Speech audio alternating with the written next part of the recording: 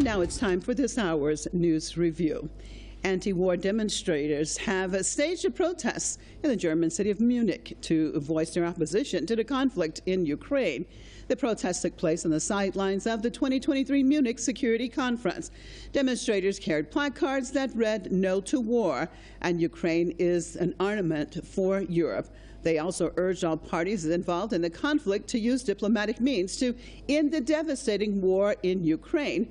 Discussions this year at the Munich Security Conference are dominated by the Ukrainian conflict.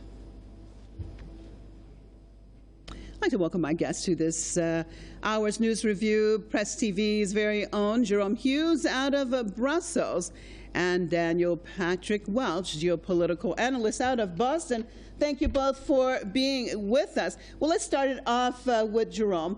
Gerome, tell us about these protests and the significance of them taking place at this time. Well, Marcia, there's no doubt there's a growing anti-war movement within the European Union. You see it in national parliaments, you see it in the European Parliament, and you see it on the streets. And I think that we can anticipate that there will be many more of these demonstrations in the coming weeks and months. And that is because you have almost 347 million people in the 20-country Eurozone, and they are really feeling the pinch. Millions of people are suffering.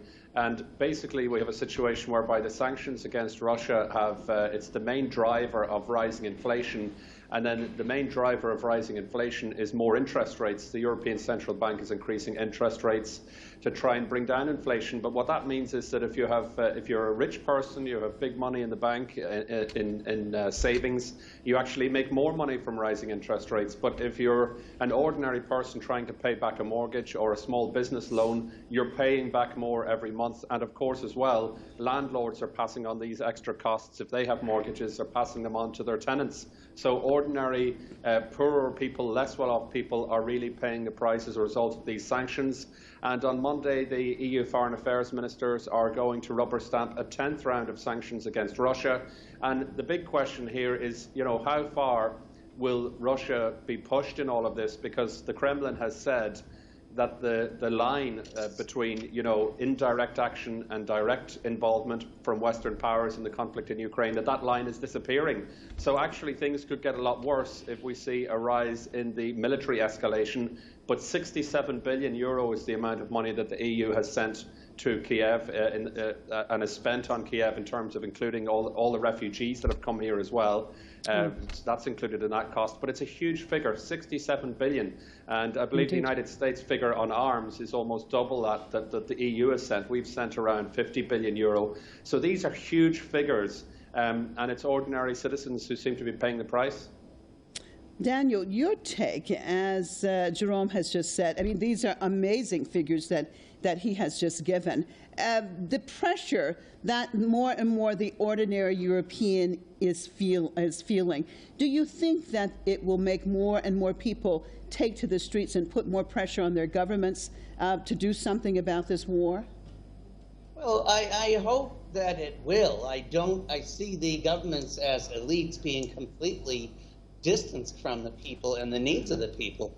I mean, as an American, it's a slightly different take. I see Kamala Harris, who was the first mixed-race woman to occupy her office, as a shill for empire in this forum on the very birthday of Huey Newton, the co-founder of the Black Panther Party, speaking out about crimes against humanity and war crimes. It's repulsive. And Gerome was exactly right. It is over $100 billion that the U.S. has spent on this conflict, and that's just right now. The conflict started, or the military arm of the conflict started in 2014 with the Maidan Coup that the U.S. was behind, and so the Europeans have got to wake up to the fact that the U.S. destroyed Nord Stream in order to subjugate the economy of Germany and keep them in line. It's outrageous, and I'm amazed that it has taken this long for the people to be seen in the streets. What about that, Gerome? You're in Brussels, Daniel just mentioned Nord Stream and the sabotage, and of course, everything that we're hearing about that. I mean, it would seem to the average person, perhaps outside of Europe and the United States, that the Europeans should be up in arms, especially the Germans, about this, and basically forcing these European countries to be participating in this bloody and very costly war. I mean, what are you seeing overall? You're there in Brussels. Tell me your perspective. Well, they don't like to talk about Nord Stream, the pipelines, because it's a very, very touchy subject. It's actually incredible. It's probably one of the biggest scandals associated with this entire debacle. The fact that a major, massive, huge infrastructure piece of your EU infrastructure has been destroyed, and any times it's raised with the European Commission officials or at the European Council or so on, it's not even talked about. There's no response. They don't like answering questions about this, and it's a huge scandal. And we've had reports, unconfirmed reports, saying that the United States was involved and so on. But actually, really, when you look at the details of it, and also the unwillingness of the EU to respond to the questions around this infrastructure, then it really does. There's a fishy smell around that entirely. And of course, we haven't even had one debate in the European Parliament. I mean, the European Parliament debate everything under the sun. Where is the debate about the Nord Stream pipeline sabotage, and why has that not been? Who is blocking that debate in the European Parliament?